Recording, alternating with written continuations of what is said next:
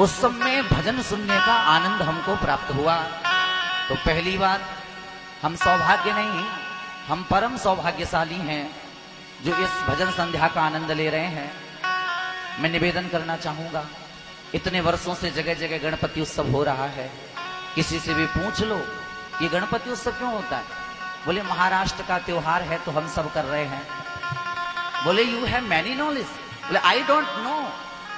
मैं मनाते हैं। Any one person please tell me, कोई बता सकता है?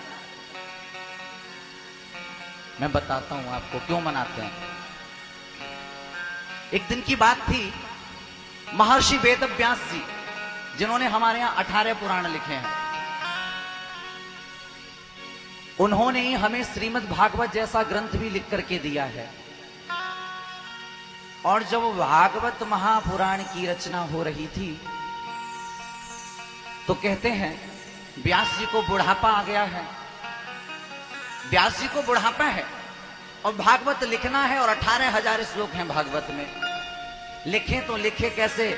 क्यों? क्योंकि भाई बुढ़ापे में भजन होता है, मेहनत नहीं होती है। बुढ़ापे में मेहनत नहीं होती है, भजन होता है।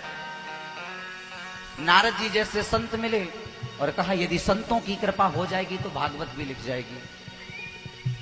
नारद की कृपा से महर्षि वेदव्यास जी को 4 श्लोकों में भागवत महापुराण मिली। व्यास जी बूढ़े हैं, लिखें कैसे?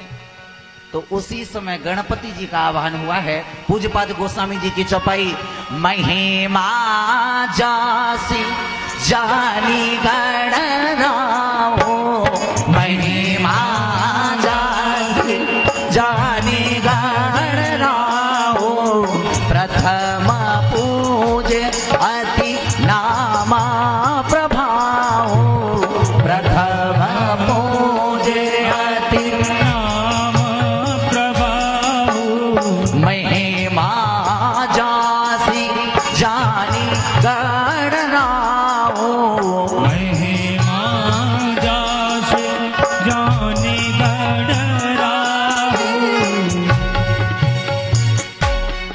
पूज्यपाद गोस्वामी जी लिख रहे हैं, महिमा जास जान गणराऊ, प्रथम पूज अति नाम प्रभव। श्री गणेश जी का आह्वान किया गया। गणेश जी से व्यास जी ने कहा कि मैं बूढ़ा हो गया हूं, मैं श्लोक बोलूंगा, लिखना तुम्हें है। बात फाइनल हो गई। लेकिन गणपति जी ने एक शर्त रख दी। बोले क्या? बोले कि देखो भागवत के श्लोक जब तक मैं पूरे कंप्लीट नहीं कर लूंगा तब तक रुकूंगा नहीं। व्यास जी ने कहा गणेश जी तो भाई बड़े विवेकशील हैं, इन्होंने तो बुद्धि लगा दी। लेकिन अगर हम अनवरत श्लोक बोलेंगे तो हम नहाने कब जाएंगे, हम भोजन कब करेंगे, कब समय मिलेगा? तो व्यास जी भी कम चालाक नहीं थे, बुद्धि लगाई और कहा कि देखिए मैं श्लोक तो बोलूंगा, लेकिन जहां पर श्लोक कठिन हो तो उसको विवेक से सोचना कि उसका अर्थ ठीक है कि नहीं है, और उसके बाद वहां अंकित कर देना। बात फाइनल हो गई। आप देखिएगा भागवत महापुराण को उठा करके हर 100वां श्लोक जो आता है वो अपने आप में सबसे क्लिष्ट श्लोक है। और चूंकि कहा था कि जो श्लोक कठिन होगा उस पर विचार करना, और जैसे ही हर 100वां श्लोक कठिन आता है भागवत जी में, वैसे ही गणेश जी बुद्धि लगाने लगते। और इतने में व्यास जी जाते, नहाते, भोजन करते, फिर लौट आते, बोले फिर कथा शुरू हो गई। लिखते लिखते भागवत को 6 दिन बीते हैं और गणेश जी के शरीर का टेम्परेचर हाई हो गया। क्या हुआ? भगवान गणपति के शरीर का टेम्परेचर हाई हो गया लिखते लिखते। अब जब गणेश जी बीमार हो गए, बुखार आ गया, फीवर आ गया, तो कथा कौन लिखे?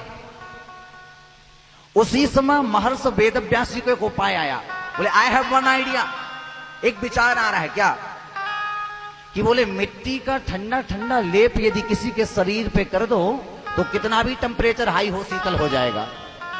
तो उसी समय मुल्तानी मिट्टी और गंगाजल मिश्रित करके भगवान गणपति के शरीर पर महर्षि वेदव्यास जी ने लेप कर दिया। अब वो दिन कौन सा था?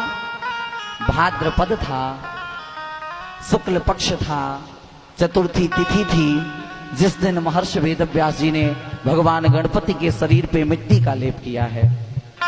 उसी दिन से यह गणपति उत्सव में मिट्टी की मूर्ति रख करके पूजन करने की प्रथा है, ना कि प्लास्टिक ऑफ पेरिस।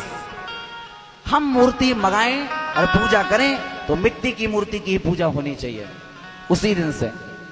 और जब गणपति जी की पूजा की और लेप किया तो शीतल हो गए, और फिर तत्पश्चात में भगवान गणपति जी ने पुनः कथा लिखनी प्रारंभ की। यह है गणपति उत्सव की कथा। क्यों मनाते हैं? पहले तो ये महाराष्ट्र में बहुत फेमस फेस्टिवल था, अब धीरे धीरे हमारे अन्य ग्रामीण जनों में भी पहुंच रहा है। और चूंकि आज गणपति जी का दिन है, जन्मदिन है, तो जन्मदिन में गणेश जी कहे, लेकिन दो शब्द मैं कहूंगा कि गणपति जी हमारे लाडले हैं पूरी दुनिया में। क्यों है? जरा ध्यान से सुनिएगा। वो जे हैं गौरा के गणेश। कौन है? जे है गौरा के गणेश। बोले गणेश भगवान की। ऐसे नहीं, दोनों हाथों को उठा के बोले गणपति बप्पा। अभी आवाज नहीं आई कानों तक। 3 प्रकार के श्रोता आते हैं। एक कौन से आते हैं? पहले तो आते हैं वीवीआईपी। पहले तो भजन संध्या में वीवीआईपी आते हैं। और दूसरे कौन से आते हैं? इनविटेशन वाले, बोले भाई 5 मिनट तो जाना ही है। लेकिन तीसरे आते हैं रसिक श्रोता। कौन से? अब मुझे नहीं पता कि आप कौन से वाले हैं, लेकिन एक बार जयकारा जोर से गणपति बप्पा और भाव से जे है गौरा के गणेश, जे है गौरा के गणेश, ये है गौरा के गणेश। और भगवान गणेश जी है कैसे तो सुनिए।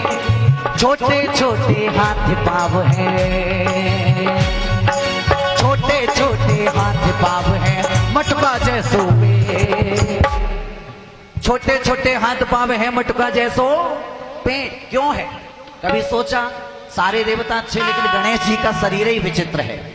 भगवान गणेश जी का बड़ा पेट कह रहा है। सुनिए, भगवान गणेश का बड़ा पेट कहता है दुनिया में कितने भी बड़े आदमी हो जाना, पर पेट में पचा लेना, बाहर मत उगलना। ये गणेश जी सिखा रहे हैं। और छोटे छोटे गणेश के हाथ बता रहे हैं कि आदमी जीवन में बड़ा कितना भी हो जाए, लेकिन उसको छोटा बन करके रहना चाहिए।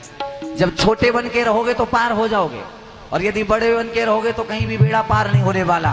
तो छोटे छोटे हाथ पाव हैं, छोटे छोटे हाथ पाव हैं,